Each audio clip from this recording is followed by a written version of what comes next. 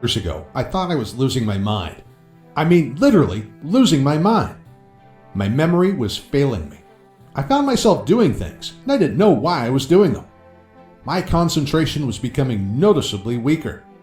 Sometimes I'd be faced with a very minor problem, and I just didn't know what to do. Or someone would be saying something, and I couldn't make sense of their words. I'd started repeating myself too, saying something and then realizing with a shock that I'd already said it less than an hour ago. It got very slightly worse as the weeks wore on. It was frightening. I found myself constantly worried about what was happening to me. I'm fine now. Better than fine. I'm probably sharper now than I ever have been since my 20s. But I never want to go back to how I was. What made it worse was that this kind of condition has run in my family for generations. 3 different relatives of mine descended into a nightmare world where they knew things were going badly wrong for them mentally. They knew their brain was starting to fail. They could feel it and experience it, but they felt powerless to stop it. As the condition progressed, so did their despair. If I knew anything, it was that I did not want to go down the same terrifying path that they went down. My doctor told me I was simply experiencing the normal symptoms of growing older. For him, I was just one more case. He'd seen it 1,000 times. He'd see 1,000 more.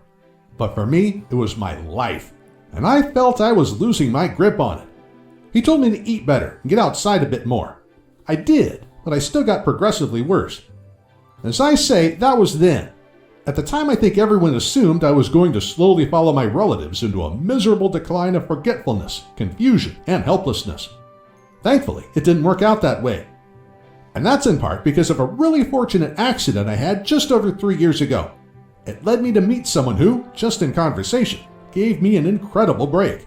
One that changed my life forever. A near miss and a stroke of luck. I had been driving to my local mall, something I'd done hundreds of times previously, but as I approached it, I didn't recognize anything. I had simply forgotten where I was. I turned into the parking lot, and I didn't know where I was. In my confusion, I'd stopped my car quite suddenly, which very nearly caused the car behind to rear-end me. He honked furiously at me. I parked my car and apologized to him. I'd explained I'd got confused and that I was sorry. Turned out he was extremely sympathetic. We chatted for a few moments, and he revealed that his wife had gone through a similar time some years previously.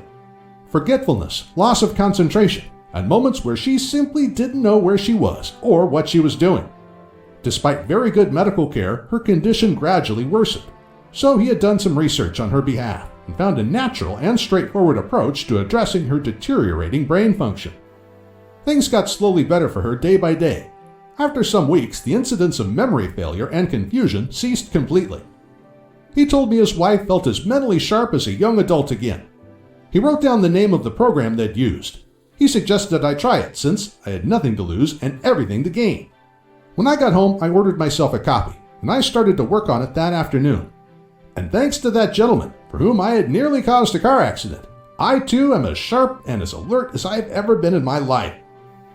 The turnaround was extraordinary, and this is how it works. The key factors to creating a strong brain have always been known.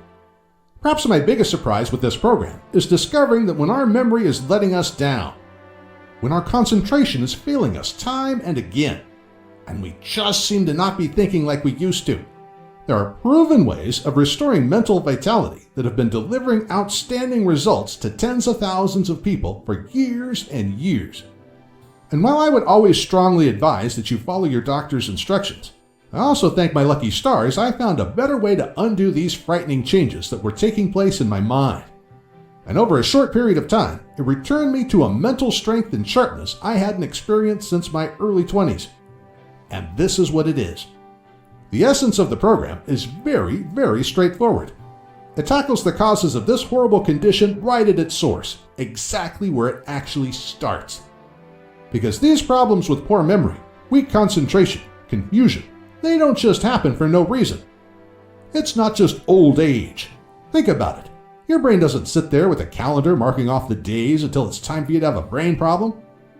Instead, something is taking place inside your body that is creating the symptoms that are worrying the life out of you. Something is happening to you, and whatever that something is, it's leading to the problems you're having right now. And as far as our cognitive decline is concerned, Scientists have known for some years now what that something is. It's blood flow. More to the point, it's the lack of blood flow to the brain. When blood doesn't flow properly to the brain is starved of two things it badly needs in order to function properly: oxygen and nutrients.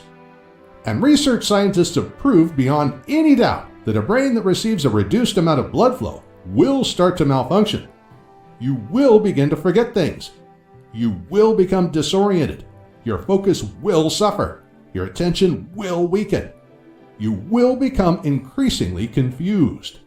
Much, much worse. It will worsen over time. The brain needs oxygen and it needs nutrients. And both these are delivered to it via blood flow. If that flow is being slowed or blocked in any way at all, then it's getting less than it needs. Starved of what it needs to perform efficiently, it starts performing inefficiently.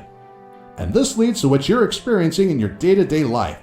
The mistakes, the errors, the losses of your conscious life are the result of misfirings inside your brain matter. And this is not theory, conjecture, or an area that needs further study. It's fact. The connection between reduced blood flow to the brain and steady, measurable brain decline has been researched and shown with both mice and with humans. It was when I addressed blood flow problems to my brain that I finally turned the whole thing around and got my life back again. How I tackled this horrible condition. I learned quickly that I had to act quickly. The deadly side effect of chronic lack of oxygen is the production of sticky protein substances throughout the brain. These sticky clumps create a kind of plaque that interfere with how brain neurons fire. And wherever our neurons are having trouble firing is where we're going to experience very real, very noticeable brain decline. And it's an ongoing process. In a healthy brain, these plaques are rare and quickly cleared away. In a less than healthy brain, they accumulate over time throughout the brain. It's this steady clogging up of the brain that leads to our mental decline. But there is one piece of really good news. This clogging up of the brain is a process, not an event. And like many processes, it's one that we can influence. It's one we can directly act on ourselves.